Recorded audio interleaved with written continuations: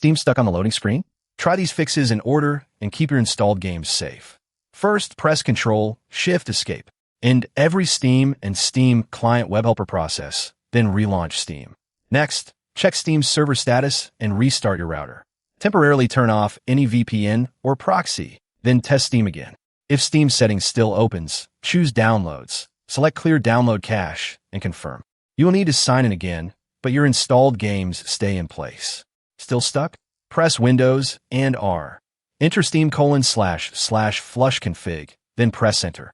Approve the reset and reopen Steam. As a final repair, exit Steam and open its installation folder. Backup Steam apps and user data.